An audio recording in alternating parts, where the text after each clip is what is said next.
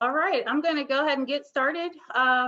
Hello, for those of you who don't know me, my name is Selena Creighton, and I'm your current middle school athletic director slash incoming all school athletic director.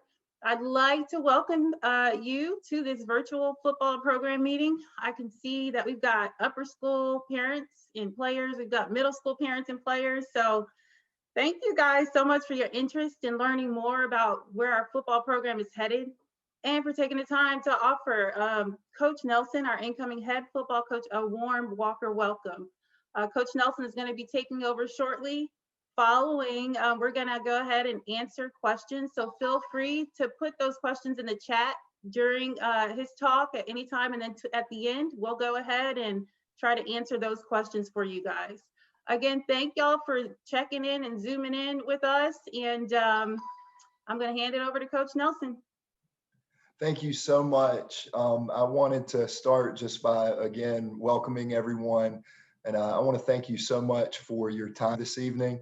I know that everyone is incredibly busy. And after the last, 11 or 12 months that we've all had, we're all sick of Zoom calls and Zoom meetings. And while I certainly wish we could do this face to face, I'm very grateful that all of you are willing to take this time to meet with us tonight. And to anyone who may end up watching later via the recording, I just thank you so much for your interest in the program and for your welcome to me. And just am so thankful for the welcome we've received so far in the Walker community. You could tell the moment that we walked on campus that Walker's a special place. And like any special place, they tend to be that way because of the people who are affiliated with the school. And that's certainly the case for Walker. So thank all of you for the role that you play in making Walker what it is. I've got a little agenda here. I'm going to try to stay on track as I want to be respectful of all of your time and the myriad of things that everyone has going on. So I'm going to sort of dive in, and we will again be answering, having a Q&A at the end. So if you have those questions, just type them in the chat.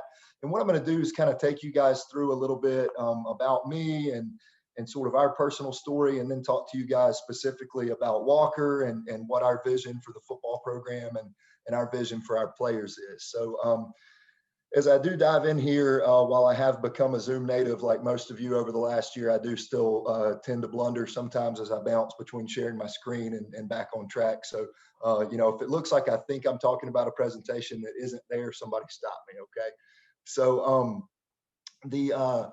the biggest thing, again, that I wanted to do sort of in opening here is just to talk to you guys a little bit about me. Okay, so again, I'm Gary Nelson. I don't recall if I said that or not. I'm originally from South Alabama. Okay, and when I say South Alabama, I need everybody to envision in their mind like as far south as you can get in that state without hitting water. Okay, because I lived like right there on the coast is where I grew up, and so just had a fun childhood around the water, and that is where my story began. And in 2005, I was blessed to have the opportunity to go to Huntington College and play football there. And I had been a decent student athlete in high school, but nothing to write home about. I think I was a pretty good high school football player, but was fortunate to have the opportunity to get to go to Huntington. Was actually recruited there as a defensive lineman. Ended up playing on the defensive line. I played tight end for a couple of seasons and finished my career on the offensive line. I had a knee injury that kind of prohibited me from continuing to play tight end. And really at Huntington, having that experience of playing on both sides of the ball is really something that, has been a stalwart as far as developing my coaching career. From there, I got into coaching right away. I started out at a small independent school just south of Montgomery called Hooper Academy. Spent 3 years there, learned a lot about being a teacher and a lot about being a coach. My last year there, I was the offensive coordinator, and then was able to move on in 2012 to Montgomery Academy. And in the sort of as 2011 became 2012, I was in graduate school at Auburn Montgomery, and that is where I met my wife, Stephanie. We were in a classroom management or principles of teaching students class, and we started out sitting on opposite ends of the room, and then before the class was over, we're sitting next to each other, passing notes and getting in trouble like we were in junior high school. So that's where we met, and we ended up getting married in 2012. And we now have a 5-year-old Sam, who will be joining the Walker kindergarten next year. And our daughter Lucy is 3, and she'll be joining the K4 program next year. So that is the family there, Stephanie and Sam and Lucy, and they're all equally or more excited than I am to get to Walker. I think our kids fell in love with the playground and the robotics labs while we were on campus, so they're excited. Again, in 2012, I started at Montgomery Academy teaching and coaching, and that's really where my career developed. I was able a couple of years later to become the head coach there, and eventually became the athletic director.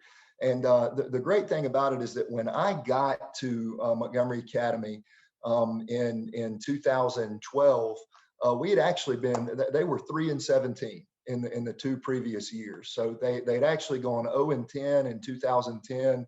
And we're really down on their luck, and the program was struggling for numbers, and we were struggling to attract kids, and it was really my first opportunity to be a part of a rebuild while in a leadership role. And eventually, starting in the 2013 season, we ended up going to the quarterfinals and rebuilt our roster. And before you know it, we had reeled off a run of having 7 consecutive winning seasons and playoff berths. And that was the first time in school history they'd ever done that. And it came after having sort of that program low point. And so again, I was at MA for 8 years and loved my time there. Spent the last several seasons in dual roles as head football coach and athletic director, and did that all while having 2 children under the age of 4. And so at the end of a couple of years of that, I was tired. And so we found ourselves looking for some other professional opportunities. Ended up at Southside Gadsden High School. I had been I went to public school as a student, had never worked in a public school, was always curious as to what that might be like. And ended up having an incredibly successful football season. We took a team that had been 2-8 the previous year while playing in 5A. We ended up winning 7 games while playing in 6A. And to our players' credit, they did an incredible job. So that was a chance to be a part of a rebuild. But very quickly, I found myself missing the independent school world. And so when I heard about the position at Walker, I felt like it was a chance to dive back into independent school life and have a chance to work with students on a K through 12 campus. And so that's really what we wanted to do. And so that's what led us that's what led us here. So I want to move from there quickly and just talk a little bit about the game itself and sort of dive into my coaching philosophy a little bit. And again, if you guys have any questions, please get those into that chat window, and we will move from there. Okay, so this quote that I wanted to share with you guys, and then I want to tell a little story to piggyback off of it. Football teams can be, and very often are, the catalyst for good in our schools and in our communities. That's John Harbaugh, the Baltimore Ravens. And what he's saying right there is that a well-ran football team, a team where the players play for each other, can really be something that sparks a lot of good in a school community. And ultimately, that's my vision for every program that I coach. And the biggest reason that that's a vision for me is because that's such a part of my personal narrative. And you're going to hear me tell so many stories about the reasons why teammates matter and the reasons why football is such a powerful game, and it's been such a key part of my personal journey. And so I wanted to just share one of those moments briefly tonight as it relates to that quote about our programs being catalysts for good. So in 2005, when I arrived at Huntington College, I was a first-generation college student. I didn't really know what I was doing. I didn't have any friends who were going there. We were all sort of figuring it out on our own. And it turns out that there were many people who were there figuring college football and student life and all of that out on their own as well, though in the moment you kind of think that you're the only person who's figuring it out. And so for some of the guys who are joined in here, okay, in 2005, we didn't have the internet on our cell phones, okay? We didn't have smartphones. We did have computers. I'm not that old, okay? though I do wonder how many of you were born before I was a freshman in college, but we didn't have the internet on our phones. So what you would tend to do is you would have to call your roommate and ask, okay, well, who's going to bring the TV? Maybe who's going to bring an Xbox? And you would have to coordinate and figure out who's going to bring things. Okay. So I had this teammate who gets to Huntingdon, and his roommate was supposed to be coming to play with us from Alaska. And at the 11th hour, something happens, and the guy decides he's not going to come play football. So he'll report to school in 3 or 4 weeks, but there's going to be a 3 or 4 week lull period here where this guy has no one in the room with him. Well, it turns out that the guy from Alaska was supposed to be bringing the TV and the Xbox and all of those things, and my buddy brought nothing. So we're having football practice. It's hot. It's in August. Everybody's miserable. You get back to the room, right? And you know, everybody just wants to sit down and chill and watch TV and play video games or whatever. And my buddy doesn't have any of that. In fact, all he has in the way of entertainment is a Rubik's Cube that he's brought with him. And the thing is, he can't even do a Rubik's Cube. So he's just sitting there trying to figure this thing out. Well, it turns out that he's actually a pretty good football player. And so a couple days go by, and some of the older guys recognize him to be a pretty good football player. And one day they realize that he's in the room by himself with the Rubik's Cube. And so they come by and say, hey, man, you want to come over here and you know, you can watch TV with us tonight or whatever. Okay. So it turns out that night he was planning to leave. He was miserable. He hadn't connected with anybody. He was bored. He had a Rubik's Cube. Okay. So he was literally on his way out. Okay. Well, it turns out that those teammates, right, reach out to him, build that connectivity, become a catalyst for change in his life, because he's literally about to leave this opportunity to play college football. And instead, because those guys asked him to come visit their room, he decides to stick around for another day. Well, it turns out that as the days go by and the days become weeks, he ends up becoming my best friend. He ends up becoming a captain on our team, an all-conference performer as a senior. When my daughter was born and we found out she was going to have some medical complications, he's the first person I called, not my relatives, not my parents. It was this teammate of mine. And the only reason that we have that relationship is that someone decided that they wanted to reach out, okay, and that teammates mattered, and they wanted to have that opportunity to be a catalyst for change. And, you know, the good side of that as a football team, right, is that we kept a really good player. We were able to retain someone who ended up being an all-conference performer. But just as a person, how different is my life if those teammates don't reach out, right, and make that guy feel welcome? And I just think about that all the time. And so my vision for Walker football, right, would be that we are a team where our people reach out, okay, and that we become a catalyst for change in our school community. And that's going to have so much value for us, guys. It's going to extend so far beyond just winning football games. And so that's what we really want our story to be as a program. So again, I just wanted to share that a little bit, you know, as just you know, an introduction to why I think that this game really matters. So moving on a little bit, I wanted to talk to you guys about my coaching philosophy. And I think you heard some of that in that story. Okay. But ultimately, my fundamental belief about football is that coaches exist for the betterment of the student athletes. Okay. So by having me as a coach, please understand that everything we do from now on will be about you. We will never do anything that's about me. It won't be about my career. It won't be about doing things according to my system. It will be about you guys. Everything we do is going to be about you. And we exist for your betterment. And sort of with that, how we're going to accomplish that is by creating a culture of right choices. And the way I look at it is that in life, success is a byproduct of doing things the right way. And doing things the right way is a choice. We have the opportunity to do things the right way every day. And so we want to make doing things the right way a habit as a football program, and by extension, make it a habit as student athletes in the classrooms, in the hallways, in the way that we interact with our teammates in the locker room. And if we can do that, we feel like we will grow your ability to impact others in a positive way. And ultimately what that is leadership, right? And we want to teach you to be leaders by giving you that opportunity to become a part of a culture of right choices. And so the way that we're going to do that is every day we're essentially going to focus on 6 things. I call these things the Wolverine Way. And what our players are going to do is every day we're going to have fun. I want every player who's listening to this to take whatever perception they have of football and whether or not it's fun. And I want you to flush those ideas. And I want you to understand that from now on, football is fun. No matter what your past with it has been, you will have fun playing football for me.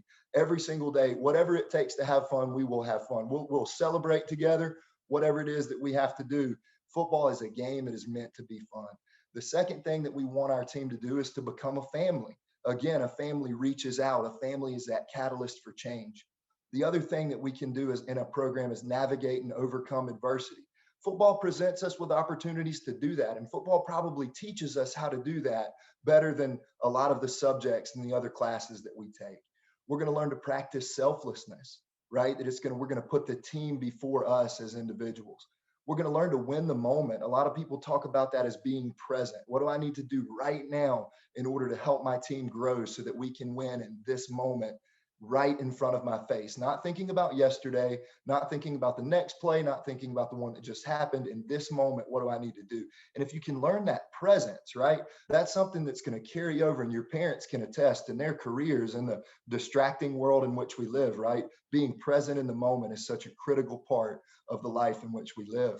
And then finally, we're going to learn to be a part of something bigger than ourselves. We're going to be committed to leaving a legacy. So those are the things that we really want our players to understand and to develop in as they grow in that culture of right choices. So I want to move from there a little bit and talk just about my overall football philosophy. I know there might be some questions about, okay, coach, all that stuff's great, but what do we do on offense? So we're going to talk just briefly about some of that, and then again we'll we can go into more detail with that as I get to know you guys. So there's really 3 areas that I want to start talking about. So offense, defense, and kicking game philosophy. Okay. So again, I mentioned that coaches exist for the betterment of our players, right? So everything we do is going to be tailored toward you. So we're going to run the offense that can give you guys the opportunity to be successful. And the same thing goes for defense, and the same thing goes for kicking game. So we're going to come in and try to get to know you as players. I want to know your strengths, know your weaknesses, and from there begin to develop an understanding of what it is that we can do. But just as a snapshot, okay, I think my first year as a head coach, we had 2 really good running backs. I think that, our quarterback might have only thrown for 400 yards on the year. He was a sophomore. We ran the ball virtually every play. Flash forward to the last 2 years, okay, and we have been a much more heavy air attack type of team. In fact, this past year, our quarterback threw for 2,370 yards. We had a 1,000-yard receiver. We had a 750-yard receiver. We had a 350-yard tight end, all while having a 1,700-yard running back. So we were scoring a bunch of points. We were throwing the ball down the field. It was fun to watch. And just when I break down Walker film based on what I've seen last year, okay, I think that in an equal number of games, the team I coached, we would have thrown, I want to say it's 84, 87 more times over the course of a season than what Walker did. And so, that's not to say that we'll necessarily do that. Again, you got to tailor that to your players, but, that has been a little more a part of our recent development offensively. So again, we'll figure out what you guys can do and tailor it to you. And then defensively, right, we want to be multiple. We want to set that to your strengths, but more than looking at what we do as a defense, we want to talk about how we play the game. We want to take away the middle of the field first. We want to be sound tacklers. When we want to fly to the ball, we want to have fun as a defense. So that's going to be a big part of who we are. And then finally, in the kicking game, our philosophy is to devote as much time as we possibly have to make sure that we're sound in the kicking game. We're going to develop our specialists. We're going to develop our kickers, our punters, our snappers, our holders. We're going to make sure that we do those areas of the game better than our opponents. That's going to give us a chance. So essentially the basic rundown of that philosophy is that we'll be willing to commit whatever time and resources necessary to be good at that. So again, that's just sort of a snapshot of the way we want to approach the game overall, leading into the next point, which is situational football. So guys, when I played football, what basically happened is you would go out to practice. Every day you were in full pads, and it seemed so much hotter back then. I don't know if that's true, but we would go out in full pads, and I think we would do a bunch of tackling drills, and then we would do scrimmage for like the next 3 hours. And I never really knew like why we scrimmaged those plays. And in fact, some of those plays never even made it into the game plan on Friday, but we just ran them over and over again for some unknown reason. All right. Well, for us, we're going to be situational football players. So what that's going to mean is that every period in practice, you're going to know why we're doing what we're doing. So it's okay, guys. These are 3rd and 3 from the middle of the field. And you're going to approach those plays differently than if it was 4th and 1 inside the 5, right? So I'm going to talk to you guys about what those situations are so that you know how to approach those. This is a 4-minute offense play where we're trying to keep the clock moving, so we don't want to go out of bounds. Versus if we're just running this in the middle of the field, we've got different options. So we're going to invest a lot of time in you guys becoming good situational football players. We're going to train you to practice that way. And the best part about that is that it makes practice fun, right? You're in a scenario and it is meaningful rather than it just being, oh, I went to football today and I stood in one spot for 3 hours. You'll never stand in one spot for 3 hours. I can promise you that. It'll be fun. It'll be situational. And then the third piece I want to talk about, and when it comes to on-field coaching, is safety. And it's really important to me that we put this bullet in here, that we invest a lot of time talking about safety. Parents, I know that that's always a big concern anytime your kids are going to participate in any sporting event, but especially one where they're wearing shoulder pads and helmets and they run into each other. So we want to make sure that we're always talking about safety. All right. Now, it's important to me that everyone understands that the game of football at a global level has never been safer than it is in 2021. There's just such a stronger point of emphasis on making the game safe at all levels, from the NFL all the way down to Pee-wees. The safety is talked about in ways that it was never talked about in the past, and that's a really good thing. There's not a coach out there right now who gets to be a coach without understanding the need to keep players safe. And so that's something that's just really important to me that we understand. Okay, so there are basically 5 ways that you can go about keeping football safe for our players. The number one way is through our officials, okay? And what I mean by that is that there have been rule changes, there are changes in the way the officials govern the game that help make the game safer, okay? So what you see that in the NFL every day with the introduction of the targeting calls, illegal blindside calls, evaluating players for concussive issues on the field. The officials and the game managers are taught to keep the game safer than it ever has been. That's way number one, that we keep it safe. Number 2 is through our equipment. Okay, equipment right now is the most protective it has ever been in the history of the game. So if you think about it this way, never before in the history of football on earth has anyone played with more protective equipment than what our guys play with now. We have incredibly protective equipment, even when compared to when I played in college just 10 or 15 years ago. It's incredible what's happened. And to that end, at Walker right now, we are exploring ways that we can further invest in our equipment to make sure that we're offering the safest technology to our players, the safest helmets. So we've reached out to Rydell about exploring a partnership to add impact sensor monitoring to every one of our helmets to make sure that we're able to monitor our players for the impact that they take while playing the game. And that's something that we're continuing to work on now, and that we look forward to being able to add in the future. But beyond just the equipment that we wear that's protective, the on-field equipment that we use is also safe for our players. So essentially what happens is, like when I played football, the only way to get good at tackling was to tackle another person. But now we actually have effective ways of tackling wheels and dummies and things that are actually effective in helping us become better players that we can use as well. The third way that we talk about safety is via communication. And it's important to me that we have clear protocols in place for our players to understand the way they talk about safety. They communicate to the athletic trainer when they have any issue going on, stiffness in a knee, whatever the situation may be. We want them to report that.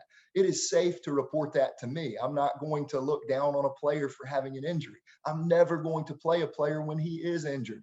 We want communication to be at the center of everything we do, from our parents to our training staff, to our coaching staff.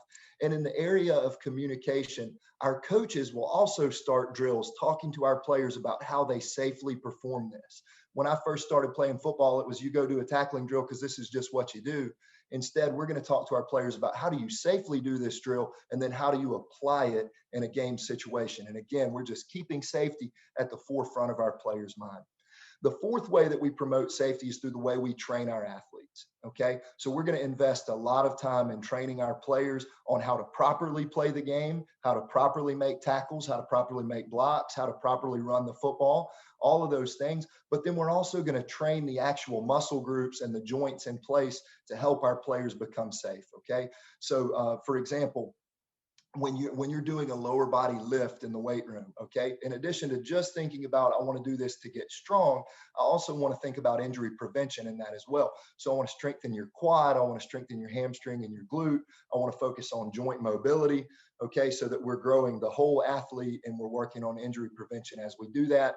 And so when you get to the head safety piece, right, that looks like strengthening the neck, the muscles around the thoracic spine. So we're going to spend a lot of time doing those things, to the point where my players sort of eye roll at me a little bit. It's like, Coach, why are we laying on the ground doing Pilates again? And it's like, well, because we're trying to strengthen the different muscle groups to make sure that you don't get hurt, because you're a better player when you're in the game, not when you're on the sideline with an injury. So we really want to spend time doing that.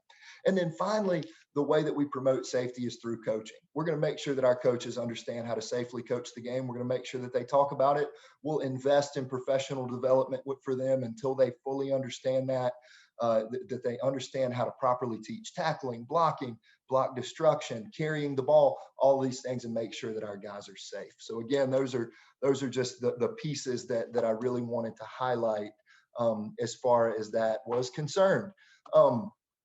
Finally, looking at, with all of that being said, sort of a sample practice outline. So how are we going to do all this, right? How are we actually going to employ this?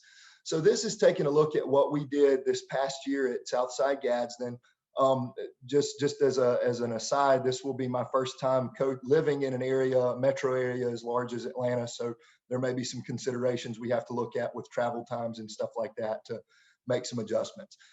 Fundamentally, what we're going to try to do is every week we want to give you about, we want football to take up about 10 hours of your life, absent of the game night, right? Game night's got to take, longer than that because we play late on Friday evening. So we want the practice week to consume roughly 10 hours of your week. I think that if you get too far beyond that, you run the risk of it getting a little unhealthy. Earlier in the year, we spend a little more time on the field. As we get into the meat of our season, we're going to back that down a little bit. And again, we want football to be about 10 hours total. And of that, we want to spend maybe 8 hours on the actual practice field. We're going to spend a lot of time in meetings, in classrooms, in the weight room, and things of that nature. But we want to make sure that we create some balance in our guys' lifestyle, particularly at a place like Walker, where you guys are trying to become, AP students and things of that nature. So what we did this past year, and I'll just kind of take you through it. On Sunday, we came in and did a lift, and we watched film, and we did our 100-yard strides and did a team stretch. So we felt like that just gave us a head start for the week. I've had years where we brought kids in on Sunday, had years where we didn't. Some of that just depends on what else is going on in the community. We'll kind of explore that, tentatively. On Mondays, we always had about a 2-hour practice. We typically played a JV game on Monday. My hope is to play some JV games this year. If we can get our numbers in 9th and 10th grade up, I would love to be able to do that. So we would like to be able to do that as often as we can. So we would keep that practice to about 2 hours. We would introduce our game plan, work on fundamentals. On Tuesday, that's really our work day. That's our longest practice, about 2 hours and 15 minutes, typically in full pads, usually working in situations that are more run heavy. Wednesday, we've employed this idea called No Sweat Wednesday. And what we want to try to do is give your body a day to recover in the middle of the week, where you can get your legs back under you and you can be prepared to practice and play full speed come Friday night. So we come in on Wednesdays in just helmets. I usually turn the music on in the stadium. We fly around, we have fun, but it's more of a walk and talk, sort of controlled in and out on that Wednesday in about an hour. Ice bath, let you get your legs back under you and be prepared for the game ahead. Thursday, we tend to practice about an hour and 15 minutes. We go in helmets and shoulder pads. and we're going to play as fast as we can. We do what we call a mock game, where we kick the ball off, send our first defense out, and play a mock game, just to thud instead of to full contact. And then on Friday night, we get ready to go play the game. So the thing I like about this schedule is it gives you those 2 days in the middle of the week, and Wednesday and Thursday, where you're getting home early. You have a chance to get your legs back under you, a chance to feel refreshed as you head into the game on Friday, right? Versus when I played, it was like Monday was long, Tuesday was long, Wednesday was long, Thursday was less long. But, every other day was pretty intense. So, we want to try to create some balance there for you. And again, this is tentative. I don't know exactly what, we have in place. In fact, I don't even really know what time school gets out there. I've got to figure all this out, and, we'll make our adjustments from there as we go. But I just wanted you to have a rough idea of what to expect moving forward. So quickly, some important dates. I'm going to be on campus next Friday. Okay. There's a basketball game on Saturday, February 6th against Mount Perrin. I plan to be at that game. I would love to meet as many of you as I can in person. I know there are obviously COVID considerations and things, so I may not get a chance to meet you in person, but I would love to if possible. April 1st is my official start date at Walker. I'm going to be there. I'm planning on making a couple trips between the February trip and then, just to get there and get to know you guys and get to know some kids in the hallways, and get an answer to that question about like what time school gets out and things like that. Spring practice. We do want to do a spring practice. I hope that we have to push it back late. I hope that baseball goes on a run and all of our spring sports are incredibly successful, and that you look at me and say, Coach, I can't be there. That would be ideal. That would mean that you guys are competing and you're doing well. But we will try to do something of a spring around either that first week in May or the second week in May. And what we're thinking spring's going to be this year is it's going to be instructional, it's going to be introductory, and we're going to have fun. We're probably not going to go full pads. It'll probably, maybe even just shorts and helmets and run around, learn the new offense, learn the new defense. Let me get to know you guys and see you move around, see you throw and catch the ball and things like that. So that's what we're hoping to do. And again, we're looking at a May start for all of that. Summer workouts. The week we get out of school, that Memorial Day week right after that is a dead week. So we can't come in and start summer workouts then. The following week, June 7th it would be our target date to start summer workouts. My hope would be that we go Monday through Thursday, that we go in the morning. Obviously got to work with the other coaches there and figure out, times when basketball and volleyball and whoever else may need to be in the weight room. So we'll work around other programs as needed, but pie in the sky would be that we go Monday through Thursday at some point in the morning. And again, we can kind of iron out details of that as we go. So what's next? 4 key points there, and I'm going to take this thing off and just talk to you for a minute.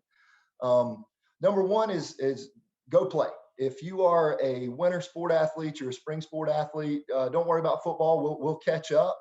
Okay, go be the very best Walker Wolverine you can be in your other sports. Okay, I want you to go do that and to have fun with your teammates and go play. The second step is get in the weight room. Okay, if you're not getting to lift with your teams, you should be lifting with your teams. If you are, go work hard. If you're not, find a way to get in the weight room. Find a way to stay active, to grow your body physically. That's going to be incredibly important for you, regardless of what sport you play. The third piece will be recruit. Okay, recruit your friends, bring a buddy, let me meet people, send me names of guys I can talk to who might be interested in playing football at Walker. Even if they wouldn't be interested in playing football at Walker, give me their name, let me talk to them. Okay, I believe so strongly in the value of our program. I believe so strongly that you guys are going to have a great experience playing football. I want you to share that experience with your friends and with your classmates. Tell me who I need to talk to. I'll talk to you guys about who I think you need to talk to. Let's all make sure that we're doing our very best to get some guys out in the middle school and in the upper school, and that we're doing our part to grow our football program. And then lastly, reach out. And what I mean by that is play for all of the returning varsity players. I'm going to send you guys an email in the days ahead, either tomorrow or early next week. I just want to get to know you. reach out to me, send me any questions you have or whatever. I just want to kind of know who you are. I want to know your experiences in playing football and, what have you liked about it? What have you not liked about it? And so I just want to make sure that you guys feel free to reach out. Okay. And then so lastly, and we'll dive into Q&A. My contact info is right there. Parents, I do have a Walker email address. Guys, that's the email that I will be sharing. I'll be emailing you from. My cell is up there if anybody has the need to call. Again, we will be on campus next weekend and so looking forward to meeting all of you. And I'm just, again, very appreciative of you all taking the time to visit with us tonight. So with that, I think we're ready for questions. And I didn't talk that far over, so I feel good about what I did there. Coach Nelson, that was awesome. It was informative and it was inspiring. I'm ready to suit up. So just, sign me up. Come on, please. come on. We'll get you out there at receiver, throw you the rock a little bit. Thank you so much for doing that. I feel like you probably answered a lot of folks' questions, but we do have some in the chat box, and I'd like to encourage everyone else, if you have any questions, please put them in the chat box so we can go ahead and answer. We got about 7 minutes, so I want to hit some of these questions first. In terms of coaching, will there be new coaches hired or brought in with you? Yes, so we're evaluating right now all of our staffing needs. We're working closely with the existing coaches and on developing some partnerships to bring in some additional coaches from the outside. With that question, you're always going to have to ask what are the full-time employment opportunities for coaches at the school. If we have a coach who fits with the current faculty or staff opening, we certainly want to pair that together and get people who can be with our guys every single day in the school. So that's ideal. But even if not, there certainly are opportunities to bring some guys in from the greater Atlanta area and bring some coaches in. So I've already had contact with all of the coaches who are still on campus, but have also already had contact with several guys who are in the area that we'd like to partner with and bring in. So, the staff will look different. Candidly, my hope is that we have more coaches at the varsity level last year than you guys had this past year. I think that's an advantage that we can have at Walker. We can have a very strong coach to player ratio so that we can make sure we've got eyes on our players at all times and that we're coaching them up well. And that applies at the middle school level too. We want to make sure that we've got enough hands on deck to work with our middle school guys and teach them the fundamentals and make sure that they're growing and doing things the right way. So yes, coaching staff will certainly look a little bit different. And we're still, making those decisions as we go now. And that's why it's important for me to be able to get on campus between now and that April 1st start date as well, to make sure that we've got all those assignments sort of ironed out before we start working with our players. Right. And to piggyback on the middle school piece, the question that was asked is, what part will you play in the middle school program? And then how do you plan to retain those athletes? Yes, so I'm heavily involved in the middle school. I try my very best to be present with the middle school whenever we can be. I like to invite the entire varsity team down to watch middle school practice a couple times a year, just to get our eyes on kids who are going to be our teammates in the future. So I'm heavily involved in that piece. My plan would be to work with the middle school coaches to create as much vertical alignment as we can in the program so that we have a solid understanding of how middle school will transition to varsity. My hope would be to personally get to know as many of our middle school players as we can. And I have 6 or 7 years of teaching experience in the middle school and considering, possibly teaching a unit in the middle school for the purposes of getting to know some of our guys. And so, it's really important to me to do that.